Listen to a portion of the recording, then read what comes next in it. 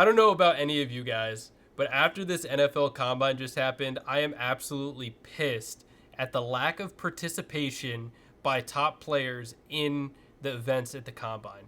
And I guess I'm not as pissed that they choose not to participate.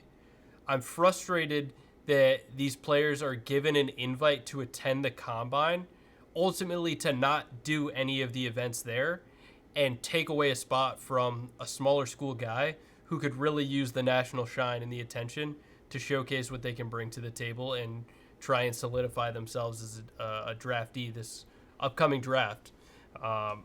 So I look at guys like Cam Ward who didn't do a damn thing, and I'm just frustrated by it. But that being said, the NFL Combine has happened. We're going to go through and do my second mock draft. We're going to talk about some risers and some fallers, and we're going to see how this board shakes out.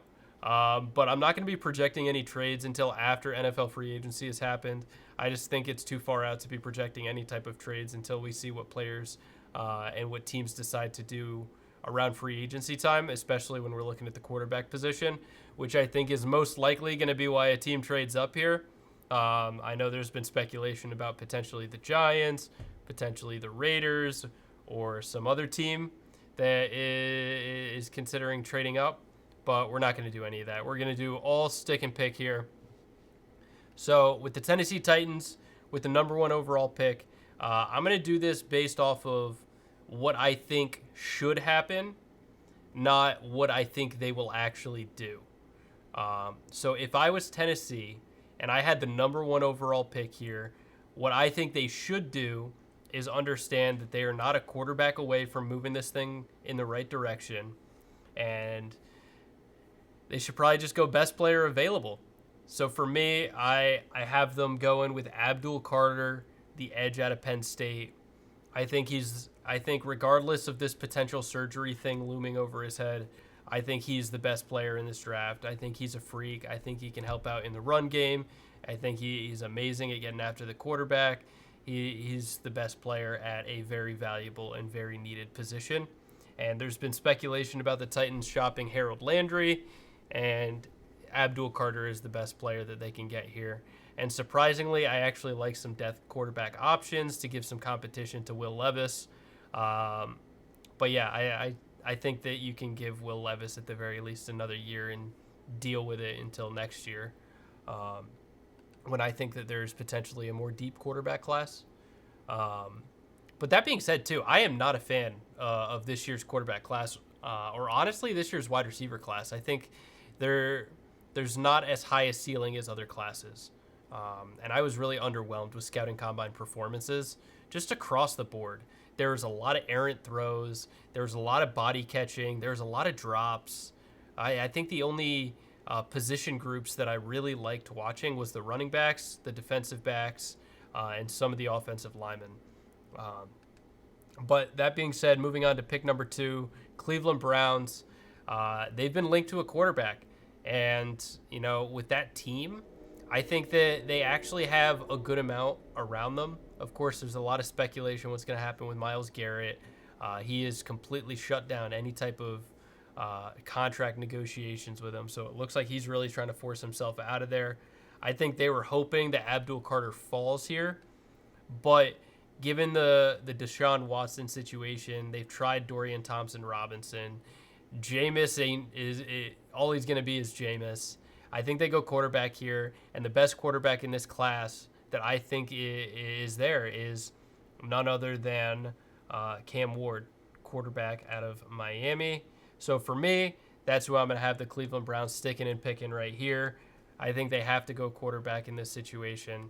I think they could consider other positions if they wanted to trade down, but if they're going best player available, I think Cam Ward would be the person that elevates that team the most.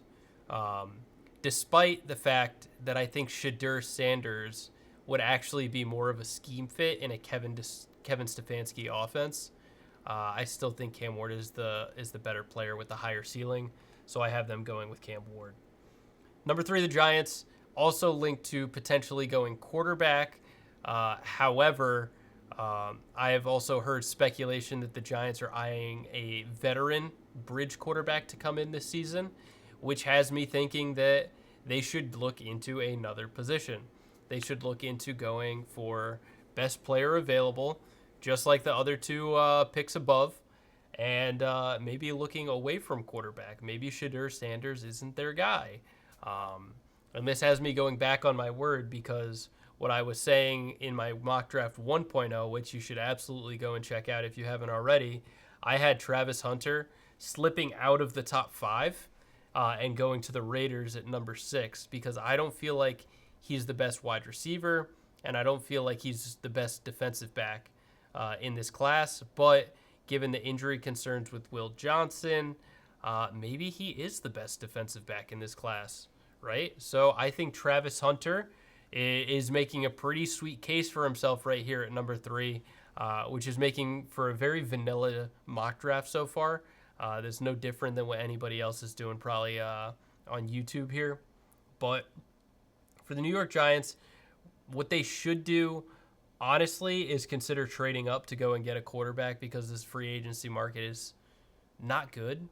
I mean, say what you will about Sam Darnold, but outside of that, I don't see a lot of bridge options. I mean, you've got Aaron Rodgers if you want to go after him.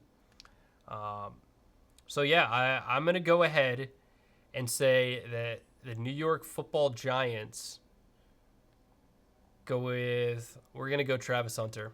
We're gonna do it. I think he's just the best of both worlds. They need DBs, they need wide receivers, they need talent on that team. Pairing Travis Hunter with Malik Neighbors and Wan'Dale Robinson, I think makes for a really awesome wide receiver core.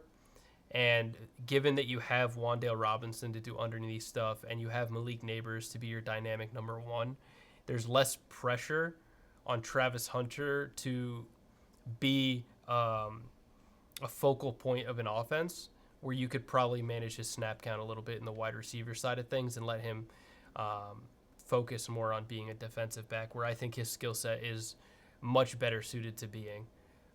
But he's a dual threat guy, and he's valued like what he is because of that. Looking at number 4, I want to shout out Bengal, who gave me a lot of really awesome feedback. Well, he didn't give me directly feedback, but he put into perspective my opinions a little bit more on offensive lines. And Will Campbell, during the combine, measured very short arms, which caps his ceiling as a tackle. And when we're looking at spending a 4th overall pick on an offensive lineman, guard is not a premium position. You know, if you're looking to spend a high pick like this on an offensive lineman, you're looking for your left tackle of the future, or potentially right tackle if they're a lefty. You need a game-wrecking guy who can protect the blind spot, keep your quarterback upright. And maybe you think Will Campbell can still stick at tackle in the NFL, and maybe you take him with the idea that he can perform there despite his short arm length. But most likely, this guy's going to project interior to guard, and I think he falls a little bit because of that. But I don't think he stays on the board too long. And I'm going to steal what Bengal did in his mock draft, and I'm going to go with Armand Membu going number 4 to the New England Patriots. I think he is an absolute freak. If you saw his combine, this guy is absolutely going to be a riser on a lot of teams' boards because offensive line is always going to be a need for every team because you really got to build the interior both defensively and offensively. And that dude is, between size, speed, strength, this guy is absolutely unreal and exactly the type of guy that you would want to get to protect Drake May.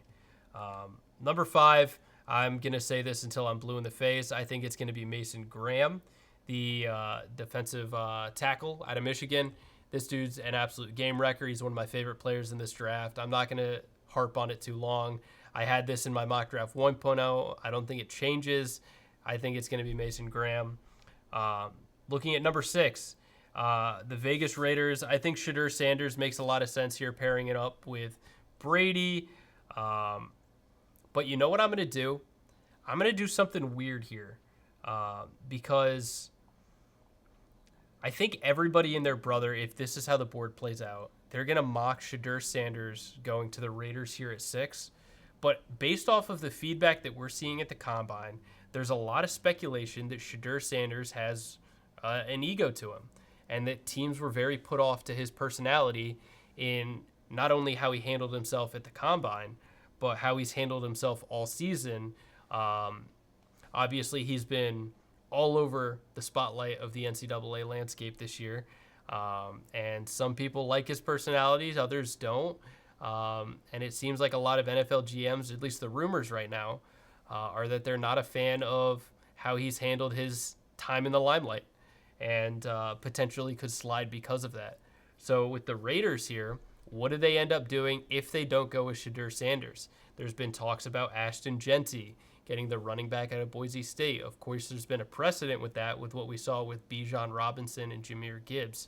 Do we see something like that repeat itself? Of course, we've seen something with Saquon Barkley going very high to the Giants. So taking a running back in the modern NFL today, it still can be done, and it's proven to be successful. It's proven to work. However, my logic with this is I think that even though running backs have proven to be valuable and important to offenses in the too high safety league that we're in now, I think with how deep this running back class is this year, it's going to cap the ceiling on when teams are comfortable taking running backs, because they'll be so comfortable just taking one that falls in the draft, because there's going to be so many. So I'm going to say the Raiders don't go Shadur Sanders. They don't go running back with Ashton Genty. And this is where I think things get spicy right here. And I'm going to have them go with Tet McMillan, wide receiver out of Arizona. I was trying to save him for the New York Jets here at 7, because literally today the Jets have released Davante Adams, and could be in the market for a wide receiver, could be in the market for a new quarterback. Obviously, they've said they're moving off of Aaron Rodgers here, ushering in an entirely new age. Maybe they rock with Jordan Travis. So I think the Jets would be absolutely ecstatic if Tet McMillan was still there. However, the Raiders now have swiped him away. So that Oakland team has Brock Bowers, Michael Mayer, Jacoby Myers, Tet McMillan. I think we've seen a precedent of that. We saw a couple of years ago when the Bengals opted to take Jamar Chase over Penei Sewell in their draft class to get a premier wide receiver talent for their offense. And look at what Jamar Chase in that Bengals offense has become. We've seen the Giants this past year, instead of going offensive line, favored in going with Malik Neighbors, wide receiver out of LSU, and look at what he's become. We've seen a precedent where, despite having a more glaring need at maybe another position, they favor the talent at another, specifically wide receiver. So Tet McMillan going to Oakland, I think, really bolsters that wide receiver room, and having a strong receiving core will really help elevate whatever quarterback they potentially have come in. And if they're not sold on Shadur being their guy, and they bring in a veteran guy, or they rock with Aiden O'Connell, I'm sure whoever that is would be very happy to have a weapon like Tet McMillan in that offense to pair with Brock Bowers. You're going to have very tall, deep threat guys that you can just throw the ball up to go and get. I think this elevates their red zone scoring potential with guys like this that can go and really get the ball. I do think that they target running back later in this draft, but I think Tet McMillan makes tons of sense at number 6 here. I think a lot of people have him falling because they don't believe in his speed and his ability to create separation, but I disagree. I think Tet McMillan's an amazing prospect. Looking at 7, the Jets, they missed out on their wide receiver. They probably wanted Tet McMillan here, and he went to the Raiders. They didn't go with quarterback. So now the Jets are here. Do we want to go with a guy like Shadur Sanders? Do we think that he is a guy that can elevate this team? Do we think that Shadur Sanders is a guy that's going to make Garrett Wilson happy? Do we think that he's going to be a guy that fits well into Tanner Engstrad's offense coming over from Detroit with Aaron Glenn? I think that's a very interesting pairing, and I think there's a lot of similarities that you can draw between Shadur Sanders' game and Jared Goff's game. And the question then becomes, how much of that skill set do you see working in a Tanner Engstrand offense, who's an offensive coordinator we know nothing about? This was a guy that was really kept as a secret out in Detroit as the passing game coordinator for the Detroit Lions, and nobody really knew much about what this guy was about. But this was a guy that Dan Campbell had stashed away, and Tanner was actually a part of the Matt Patricia Detroit Lions before Dan Campbell came in, and Dan Campbell liked him so much that he held on to him. And it looks like he was unable to retain him, and he instead joined Aaron Glenn over in New York. So I think there's a really strong opportunity that if Shadur falls, they go and pick him up here. But I just don't think personality wise, Shadur Sanders matches up well with that type of personality that Aaron Glenn has, that bite your kneecaps off type of philosophy. I think Shadur Sanders is more of a polarizing guy, likes to be in the limelight, likes to, add flair and excitement to everything that goes on. And I think that type of mentality doesn't mesh well with what it looks like the Jets are going to be trying to build here. So I think they look in a different direction, and they also probably favor a bridge guy, or rock with Jordan Travis, the in-house guy. So for them, what would be the next best option is, you look at interior defensive line, you look at defensive back. There's a lot of potential opportunities that you can look at here. I know there's been talks about, hey, maybe Tyler Conklin's going now. Do we go and get Tyler Warren, the tight end out of Penn State? There's some edge rushers on the board. Do we go with an interior defensive tackle? What kind of interior defensive line do we have sitting here? Defensive interior, Kenneth Grant, just 2 picks after Mason Graham, I think is a stretch. Walter Nolan, I know, has been mocked by a couple of people going as high as 12 to the Cowboys. Does he make it into the top 10? I don't think so. Do they go defensive back? And do they look to pair someone up next to Sauce Gardner over there?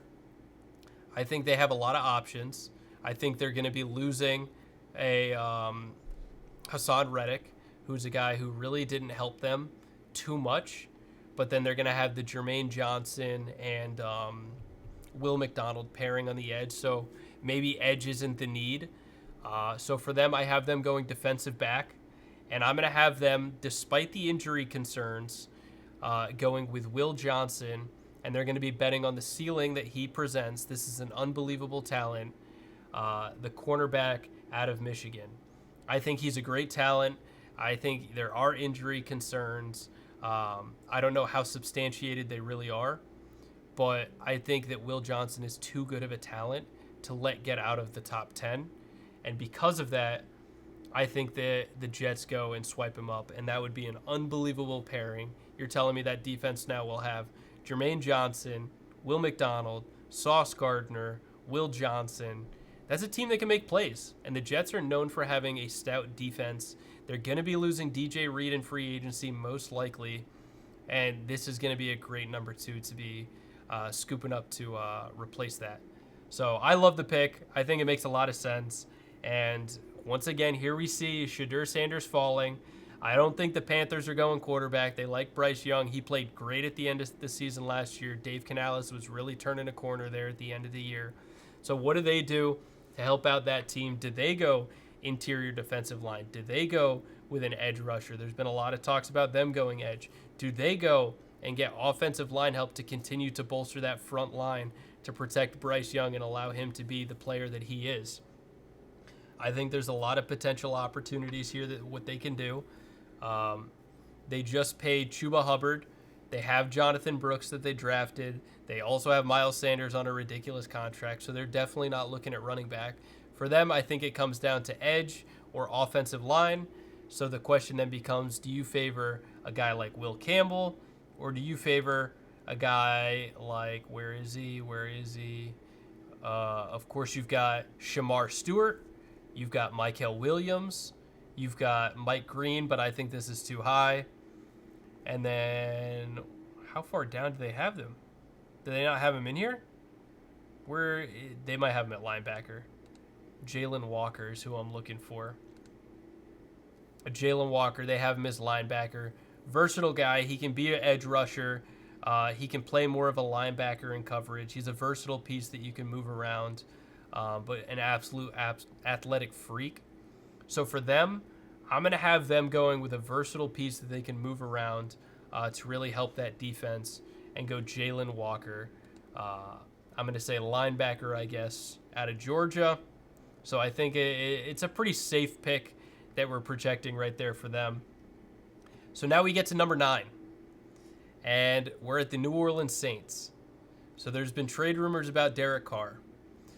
Maybe there's also been speculation that they're leaning towards Spencer Rattler, that they like what he brings to the table. But I don't buy that. I think that they're saying they like Spencer Rattler because they don't know what the quarterback team is going to look like for them. They are in cap hell. They do not have any money that they can spend in free agency to bring in a guy like Sam Darnold, even if they valued him as the top quarterback in this class.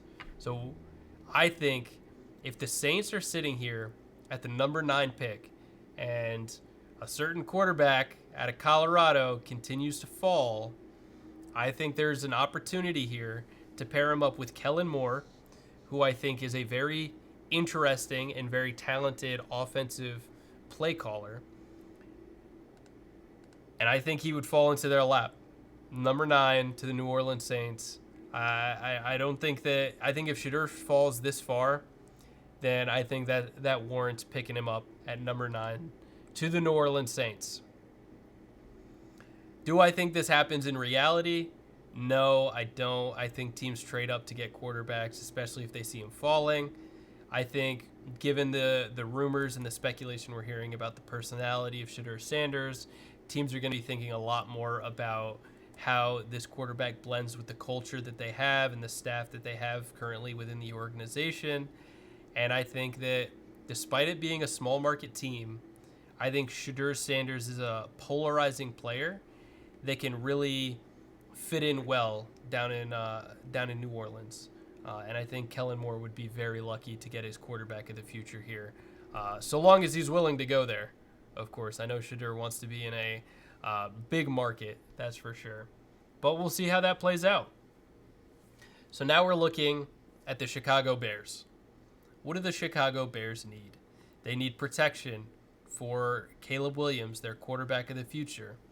Maybe they want a running back to pair along with DeAndre Swift, who they have over there to emulate what Ben Johnson was accustomed to having with David Montgomery and Jahmyr Gibbs. Maybe they look to go with an edge rusher. They just lost Keenan Allen. Maybe they like a wide receiver here, although I think that's a bit of a stretch. So this is going to be really interesting in what we see the Bears go with in their direction. That being said, I think there's a player here who's way too talented to be falling this far, despite the concerns about his arm length. I think it's unrealistic to assume that he gets out of the top 10. So I say if the Bears see Will Campbell falling this far, no brainer, without hesitation, despite maybe wanting Ashton Jeanty, I think Will Campbell is a stick and pick at number 10 to the Chicago Bears. You can play him inside. You can give him a try outside to see if he's your guy. But at the very least, you have a versatile offensive line piece that you can move around and use as needed, who's very talented. Will Campbell is unbelievably talented and deserves to be a higher pick, but due to limitations out of his own creation, he falls a little bit here. So now we get to number 11, the San Francisco 49ers. A lot of people recently have had Will Johnson falling here and going to the 49ers at this spot in the draft. However, I don't think that's the case anymore. Obviously, we had him go into the Jets earlier. Do they also go with a cornerback? Do they go with a defensive back? They're going to be losing most likely a cornerback in free agency here. So they could certainly look at some of the options here. Do they think Jahdae Barron is worth a number 11 pick? You've got risers. Maxwell Hairston lit it up at the scouting combine this year. There's been talk about Darian Porter, who is an amazing talent. Siobhan Revel, who's got all this talent in the world, but of course had injury concerns that held him back. Trey Amos, another talented defensive back. Are these guys warranted with taking at the 11th pick? I don't think so. So unfortunately, I think they look a different direction. Um, the 49ers are also going to be looking to pay Brock Bowers. And when we look across that offense, you've got Deebo Samuel, who they just move off of to the Commanders for a 5th-round pick. You've got Trent Williams, who's 36, 37 years old now. You've got George Kittle, who had arguably his best season of his career this past year, but is still over 31 years old. You've got a Christian McCaffrey, who has a very mysterious but very concerning Achilles injury that's going on. You've got a lot of injury concerns, aging veteran presence, and expensive players within that 49ers offense. Of course, you drafted Ricky Pearsall, but now Brandon Ayuk is in trade rumors. Maybe they move off of him after signing him to an extension.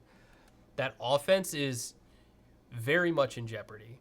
And maybe the 49ers look to get some sort of offensive talent over there that can help, Brock Purdy elevate whatever's left in that offense. So for them, do you go with Josh Simmons? Do you go with Kelvin Banks, who's been falling in drafts? Do you go with an interior guy like Gray Zabel out of North Dakota State? There's a lot of potential options that they can go with offensive tackle. Or do they go on the interior offensive line? Do they go with a Tyler Booker, who I think is a riser, who I think is an absolute athletic freak in this draft, who I absolutely would consider as a riser? Do they go on the defense? Of course, in the interior defensive line. That's interior offensive line. Do they go with Kenneth Grant, who I predicted in my mock draft 1.0 that I thought was going to be a riser? Do they go with Walter Nolan and swipe him away before the Cowboys potentially can grab him? There's a lot of options that they can do. But you know what I'm going to do? I'm going to be weird. And I'm going to say they go Calvin Banks, the tackle out of Texas. I think you're paying Brock Purdy a lot of money. You're going to be asking him to do a lot more with a lot less. And at the very least, if you're going to ask him to do that, you should get him more protection up front that you have under contract for multiple years. And at the very least, if you lose Trent Williams, you've got another tackle here that can take over that workload and kind of learn from Trent Williams a little bit in that tackle room. So here we go. Back-to-back offensive linemen with Will Campbell and Kelvin Banks. And now we're at the Dallas Cowboys, who I have notoriously had skipping on running back once again. They're in a financial pickle right now. They have a $90 million cap hit to Dak Prescott. They still have yet to pay Micah Parsons, although I've heard that they're in conversations. They just paid Adenabo, I believe, to what was it? It was like a 4-year, like 54, like 60-something million dollar deal to help out their front seven. So then they've got CeeDee Lamb under contract. They've got a lot of money at the top, and they just need to bolster as much talent as they can get. So do they go with a running back, Ashton Genty, or do they target a cheap one in free agency, or do they wait on that? I think the Cowboys wait, even though they've been known to take running backs high like Ezekiel Elliott. I'm going to go ahead and say the Cowboys wait on that. They don't do it, and I'm going to have them go. Which guy do I want to give them? I'm looking at edge. I'm looking at the front seven. I think James Pierce falls. He's got huge character concerns. And I'm going to say that the Cowboys take Mykel Williams. Actually, no. We're going to go Shamar Stewart. Arguably the most athletic guy in NFL scouting combine history. This dude is a freak. And I'm honestly surprised that I had him falling to 12. This guy should arguably be in the top 10. But I think the Cowboys would easily pull the trigger on getting this. Imagine an edge of Micah Parsons, Shamar Stewart, Odenigbo in the front seven. I was going to have them go Jahad Campbell potentially to help out that linebacking core because Damarian Overshone, of course, had a very gruesome leg injury at the end of the season last year that puts his future in jeopardy. And having a flexible linebacker that can do pretty much anything you need to, whether it's coverage, tackle, run stopping, edge rush. I think Jahad Campbell brings a lot to the table, but I just don't think that you pass on Shamar Stewart. Which brings us to the Miami Dolphins, who also need offensive line help, and I'm going to go ahead and not think about this one too much and have them go Tyler Booker, interior offensive line, arguably one of the best guards in this draft class. They got to protect Tua, super injury prone. You got to keep bolstering talent there as much as you possibly can. Creating a little Alabama connection there with the quarterback. Absolutely. So now we get to Indianapolis Colts, picking at number 14. Looking at the board, I think the Colts are known to go with the most athletic players in the draft.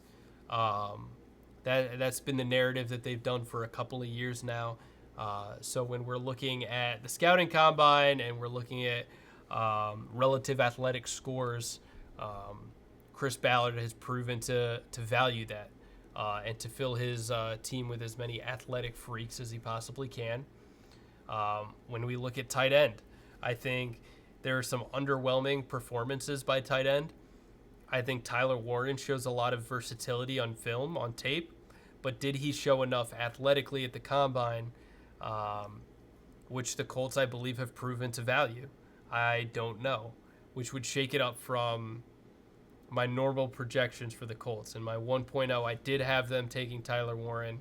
I don't think that's the case anymore. And if we look at edge, what's still on the board here with edge?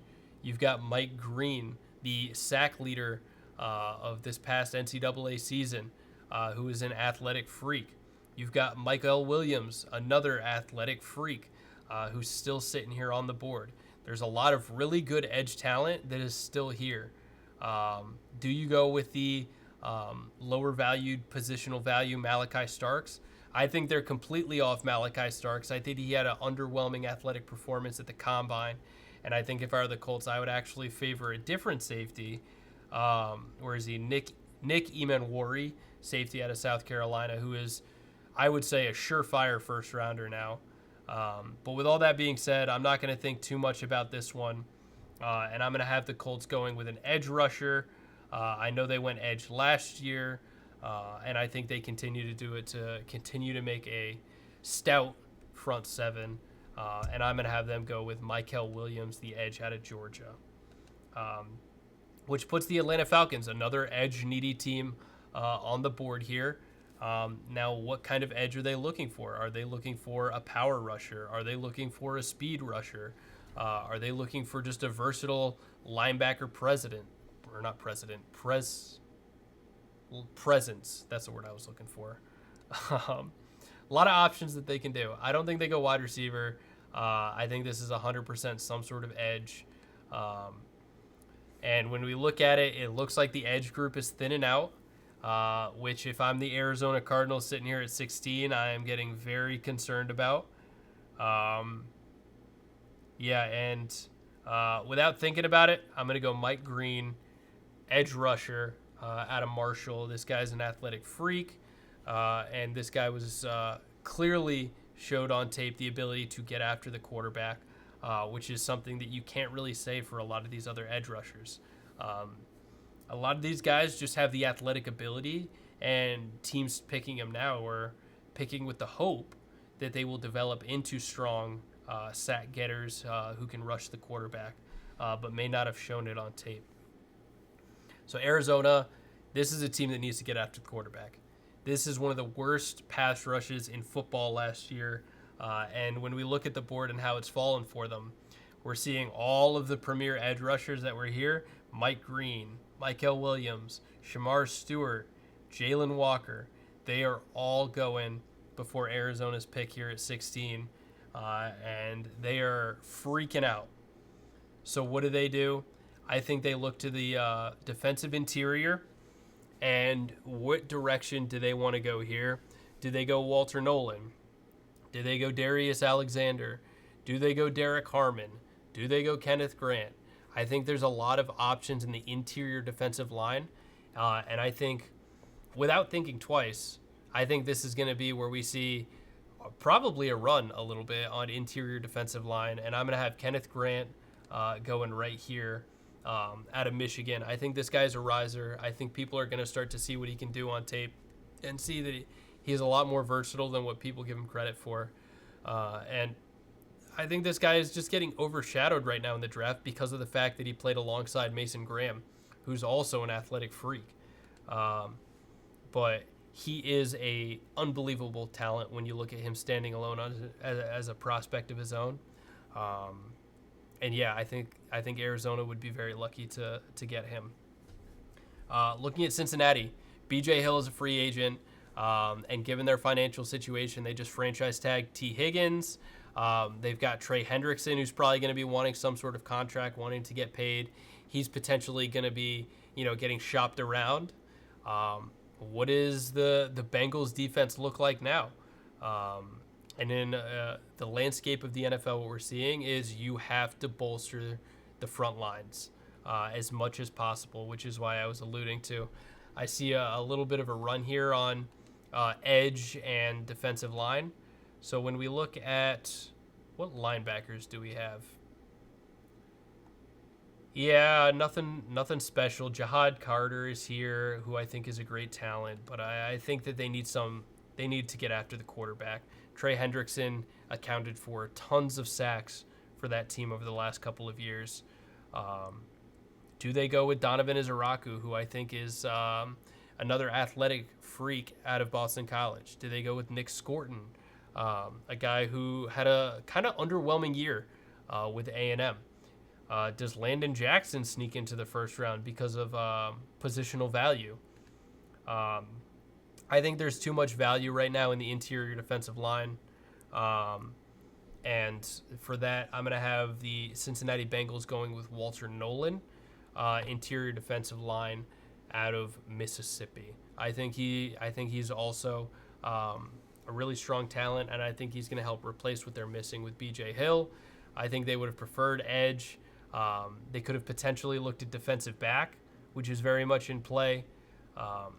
But yeah, Walter Nolan.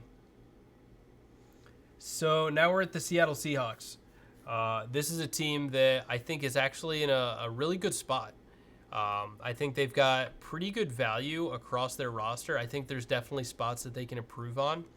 They're, of course, shopping DK Metcalf. There's been a lot of speculation about a potential trade with the Green Bay Packers in some sort of wide receiver swap, including a potential first-round pick.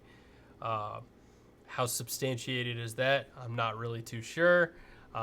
Does that happen? Maybe, maybe not. But Tyler Lockett is getting up there in age. JSN, of course, had a great year this year and is probably going to be your main volume guy in that offense. Still got Geno Smith, who played all right. I'd say he played decent. He did exactly what you would expect Geno to do nowadays for you. But for them, I think they've shown priority going to the offensive line. They, of course, drafted Charles Cross a couple of years ago, who I think is a really talented offensive lineman. And I think that they've got a lot of different options that they can go with here. So I'm going to go ahead and say that the Seattle Seahawks are going to go with just another versatile piece, and they're going to take Jahad Campbell, linebacker out of Alabama. I think you can move him around. They've got a lot of needs on the defense, whether it be a linebacker, whether it be an edge, and I think you just bring a guy who can kind of do all of it, and you see where he fits. You see where you can use him. He's just got such a varying skill set that he's just a valuable guy to just get in the room, and we'll figure out where he works into what we do here. And I trust that Mike McDonald, a defensive coordinator formerly with the Baltimore Ravens, will certainly find a great spot to put him, who's a great talent to get at 18. A guy who I think Tampa Bay would have been really jealous to get. So now we're looking at Tampa Bay. A lot of options here on the board. Tyler Warren has fallen of no fault of his own. I think that there's just positional value stuff that's going on right now. Ashton Genty has fallen. I think it's just positional value once again. They missed out on edge. They missed out on Jahad Campbell. A lot of the potential options they wanted to go are no longer there. They're losing Chris Godwin. Mike Evans is injury prone and getting up there in age. They had Jalen McMillan, who's a good guy, but they need more wide receiver help. And it comes down to really one of three guys. Do you like Matthew Golden? Do you like Emeka Egbuka? Do you like Luther Burden? Who's the wide receiver that you value the most? For me, I think what they probably should do is get a guy who can mimic what Chris Godwin provided in that offense. And for me, I think that's unequivocally Luther Burden, wide receiver out of Missouri. He offers that same run after catch ability. He's got a more stocky build, in my opinion, and can kind of take on some hits and is a little bit more stocky, but still had a great combine. This guy ran a 4.45, I think it was. I think he's a first-round guy. I think a wide receiver needy team should absolutely consider taking him, and I think 19 is a great spot for him. And I think he'll pair very well with Baker Mayfield, with Jalen McMillan, with Cade Otton, and that really awesome running back room that they have over there. Was it Sean Tucker, Rashad White, and Bucky Irving? Love what they're doing there in Tampa Bay, and hope after the Liam Cohen days they can continue to figure it out. Now we're at Denver Broncos, picking at 20. This team has a lot of needs all over their team. They've got Sean Payton calling the shots here. So what does Sean Payton want to do? Does he get more offensive help at wide receiver or at tight end? Of course, you've got Tyler Warren, who's falling in this draft. You've got Colston Loveland, who's fallen in this draft. You've got Javonte Williams, who's really underperformed. Do you go running back? Do you get Ashton Genty to pair up with what? Javonte Williams, Audric Estime? That's a good running back room. Is he the positional value that you see here? Or do you go with the crazy projection that I'm going to do here? Maybe people like it, maybe people don't. I'm going to say that the Denver Broncos, despite there being tight end value here, go with another less valuable position. They look at safety. They look away from Malachi Starks, and they go for Nick Emanwari, the athletic freak out of South Carolina, rising all the way to 20 to go to the Denver Broncos. That's going to be pure scouting combine rise that I see right there, which brings the Pittsburgh Steelers up, who have a lot of options that they can do. You've got, do I stick and pick and go with the same thing that I did in my mock draft 1.0 and give Ashton Genty to the Pittsburgh Steelers at 21? I think there's a potential for it. I think there's absolutely a potential where this happens. They're not going to go tight end. They've got Darnell Washington. They've got Pat Freiermuth. Do they go wide receiver? Do they look at some of these wide receivers that are on the board here and say, hey, Emeka Egbuka would be a really good piece for whatever quarterback we end up bringing in here? I think if I'm Mike Tomlin, if I'm the Pittsburgh Steelers, I'm thinking about what pick is going to elevate this team immediately? What is going to make us a contender right away and push us in the right direction? And I don't think bolstering another wide receiver in that room really is going to help move the needle and turn losses into wins. I think what this is where we see a running back. Whether Ashton Genty goes as high as the sixth pick to the Raiders or not, I think the Pittsburgh Steelers, without a doubt, are going running back here because I think running backs are at their peak when you draft them and they're on their rookie contract, thus make the biggest impact in their careers while on that rookie contract. And the Steelers, a team who is notorious for not wanting to tank, I think it's without a doubt. They go with whoever their best running back is, who at this time, based off how my draft has fallen, is Ashton Genty, the running back out of Boise State. So now we're at the Chargers, another team who really wants to get physical, pound the rock, a team who drafted Joe Alt last year to really bolster that front line that they have there, who's really trending in the right direction. And I think what we've seen with Justin Herbert is this year they were really able to take a lot of pressure off of him because of the run game. Despite the run game being comprised of Gus Edwards, J.K. Dobbins, Josh Kelly, and a half-eaten bag of Lay's potato chips. So I think that there's absolutely an opportunity here where they're like, you know what? Give me Omari and Hampton, running back out of North Carolina. But you know what? I'm going to say they don't do it. They went free agency running back last year, and it worked out unbelievably well for them. I say they do it again, and I say they pass on Tyler Warren, and I think that Harbaugh goes and gets his guy, Colston Loveland, tight end out of Michigan, and prioritizes taking his Michigan alum as opposed to Tyler Warren, who a lot of people view as the best tight end in this class, which I think would be insane if it happens. But shout out to the Chargers, sticking and picking and getting their guy. I think it makes a lot of sense. And now we get to Green Bay. Once again, a team with a lot of different needs. They're shopping around Jair Alexander. If they can't trade him, they're going to cut him. They have wide receiver needs. Christian Watson is going to miss the entire year. Is Jaden Reed a number one? Probably not. Dontavian Wicks? Probably not. Romeo Doubs injury prone and probably not. Is there a guy here that they view as a wide receiver one? Well, when I look at the board, I say absolutely not.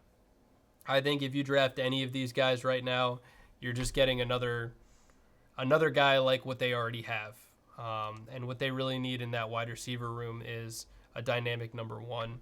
Does Davante Adams make a return now that he's cut to the Green Bay Packers and is a free agency signing there to pair up with some of the young wide receivers that they've put together in that offense? To go with Tucker Kraft, Jaden Reed, Romeo Doubs, Dontavian Wicks, Christian Watson, Josh Jacobs. I think that makes a lot of sense for Davante Adams. So I say no on wide receiver, and I'm going to have them go defensive back. I don't think there's been a lot of defensive back drafting as of my mock draft so far. So I'm going to say it comes down to who they value. It comes down to what they look for in a defensive back. And for me, I think they go with the Biletnikoff winner, Jahdae Barron, cornerback, University of Texas. I think there's an opportunity that they go with the cornerback out of Florida State, Azariah Thomas. I think Siobhan Revel, given his upside, you could see a team possibly take a flyer on. Maxwell Hairston, I think, given his combine, could also be a riser. But I think it's Jahdae Barron. And I think they stick and pick and make that happen. Minnesota Vikings. They were mocked to go Travion Henderson in Daniel Jeremiah's recent mock draft. I see the vision. I see why they would want to do that. Do I think that actually happens? No, because I think they're going to look at another guy that's on the board much higher than Travion Henderson. According to PFF here, 1, 2, 3, 4, 5 running backs higher than Travion Henderson. A guy who I think played unbelievably well at the Combine this year. Omari Hampton, the running back out of North Carolina. I think this guy is a do-it-all guy who can do anything that you ask him to do as a running back and is going to really help take the burden off of whatever they do at quarterback, whether it's J.J. McCarthy, whether it's Sam Darnold. And in order to be able to throw effectively and play action, which is what both of those guys are probably going to look to do, they got to have a solid run game that's going to get people to bite. So yeah, Omari Hampton, running back North Carolina. I think it's a great pick for them and a great fit. And we get to the Houston Texans. This is where I think it gets interesting. I think they could also look to go with a faller right now in Josh Simmons. They could look to go with a wide receiver in Emeka Egbuka, pair up his former teammate. And I think that's what a lot of people are probably going to stick and pick and do. Um, and I feel like I'm talking myself into it. I feel like I'm talking myself into it. I'm going to say that they go with offensive line. CJ Stroud was pressured quite a lot this past year and had a down year because of it. I think if you give CJ Stroud protection to be able to hit his wide receivers, I think he can make it happen with less. And I think there's going to be a lot of options in free agency at wide receiver, more than there's options with the offensive line. But I don't know if actually I don't think I'm going to go Josh Simmons. I'm going to go interior offensive line. So it's going to say that it's tackle, but he's interior offensive line. I'm going to have them going Gray Zabel out of North Dakota State. A guy they can move around across the interior. You can play him at guard. You can play him at center. I think they'd love to go Emeka Egbuka, but I think they have to make the right decision, the difficult decision, and protect C.J. Stroud. So now the Rams. I think the Rams, without thinking about it, they're sprinting it in to the draft podium. Tyler Warren, tight end out of Penn State. Do I think he actually falls to 26? No. I will say I think that there's other positional value. I was underwhelmed at the combine. I think it comes based off of film, and I think he would fit very well in what the Rams are doing. Matt Stafford and Sean McVay have shown to love their tight end play, whether it be Colby Parkinson or whoever, but I don't think they've ever had a tight end as talented as Tyler Warren in the time that McVay's been there. So because of that, I give them Tyler Warren, who I think will fit in really well with Puka Nacua and can kind of take on, honestly, the big slot role that Cooper Kupp is probably going to be leaving behind if they trade him. So yeah, Tyler Warren, great talent, love it. I think that's an amazing fit with the Rams. Looking at Baltimore, I don't think that wide receiver is their most pressing need, to be honest. I liked what Rashad Bateman brought to the table. I liked what Zay Flowers was able to do. You've got Isaiah Likely and you've got Mark Andrews, so you can do a lot of 12 personnel stuff. I don't think wide receiver is the need. I think that defense is the need. I think that they just drafted Nate Wiggins, a guy that they like to play on the boundary.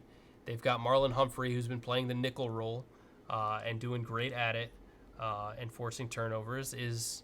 Are they looking for another boundary guy? Do they think that someone here can be a boundary for them?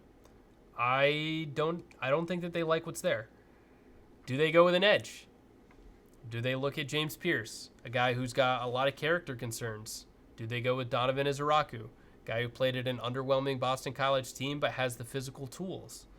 Do they go with tackle and continue to bolster that offensive line? Ronnie Stanley, I believe, is going to be on the outs. No longer there. Do they replenish that? Do they go with an edge rusher? What edge options do we have other than James Pierce? Nick Scorton, another guy who's fallen. Landon Jackson, another guy that's fallen. It's looking like we're starting to get to a place where there's a lot of edge value sitting here. But if it were up to me, I think that they go and continue to protect Lamar, and they go with Josh Simmons, tackle out of Ohio State. So now my Detroit Lions. We need to get after the quarterback, and we need more people that can run contain aside from Aiden Hutchinson. I found that Josh Paschal as an edge rusher was horrific. Quarterbacks were easily able to run past him and scramble out of the pocket. Outside run schemes were destroying us, and we gave out tons and tons and tons of points, partially because we were injured, partially because we couldn't contain anything. So we need to get more contain. And if it were up to me, I think it's Donovan Izaraku, edge out of Boston College.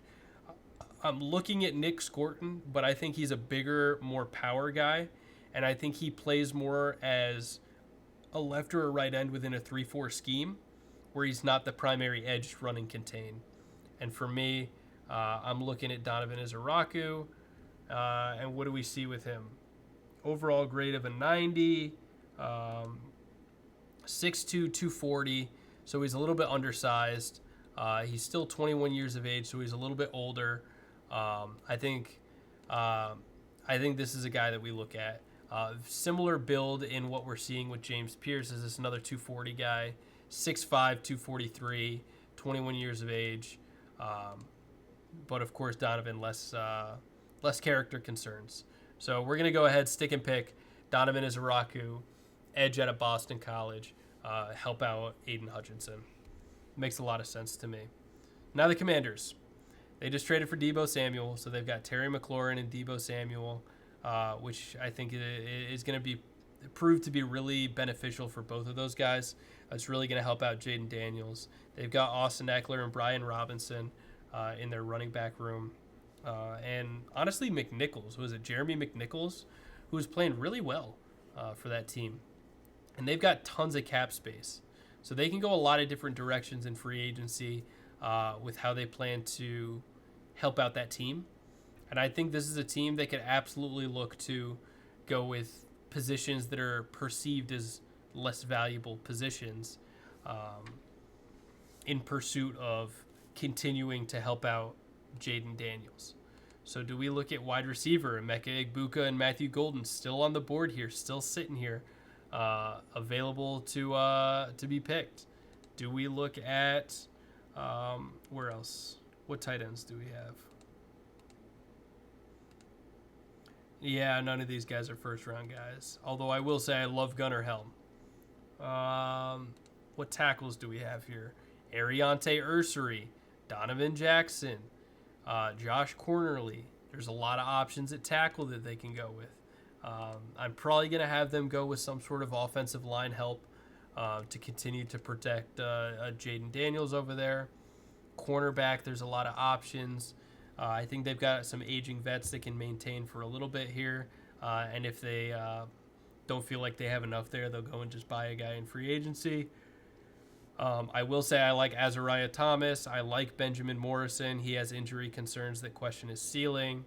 Siobhan Revel is another guy I've been talking about quite a bit who's a faller in this.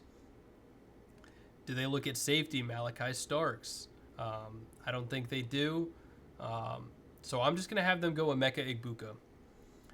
I think wide receiver, it would continue to make that wide receiver room even crazier for Jaden Daniels, which I think is exactly the type of move that you make for a young up-and-coming guy. You continue to get him tons and tons of weapons that can continue to help make his job a lot easier. And Terry McLaurin and Emeka Egbuka, two Ohio State guys, I think makes a lot of sense if he were to fall this far. And then you throw Deebo Samuel in the mix of that. I think that's a great wide receiver room for Jaden Daniels. So now we're in the last three picks here. Buffalo needs interior defensive line, and I think that's exactly what they do. I'm going to have them go Darius Alexander, though, out of Toledo. I rank him a little bit higher than Josh Cornerly if it were up to me. I just think that people forget about him because he's from Toledo in the MAC, but he's an unbelievable talent, and I think he'll do exactly what A.J. Epinesa needs over there for Buffalo. They could consider wide receiver, but I think depending on free agency and honestly, I think there's some wide receiver options throughout this draft. I mean, you've got guys like Tez Johnson who are elite separators and just really undersized. Jalen Royals, who's been a riser. Jalen Noel, who did amazing at this combine.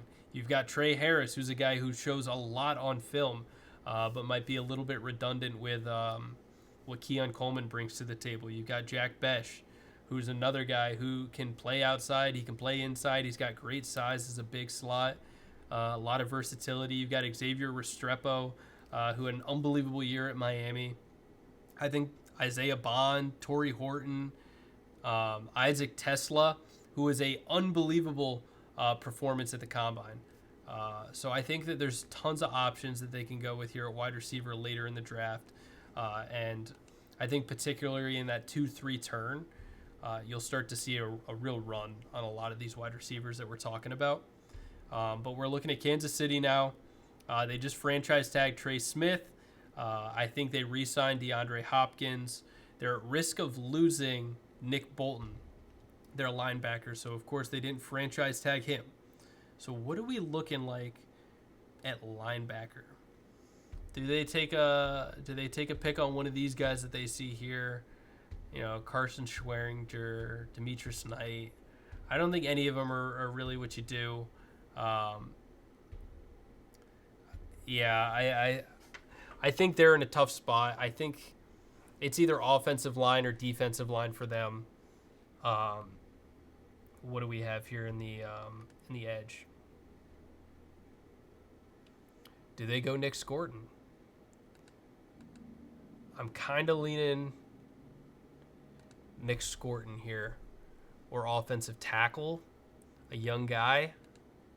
What's in the interior? Tate Ratledge, Jared Wilson. Yeah. I'm going to go offensive tackle. I'm changing my mind. And I'm going to have them go... Dude.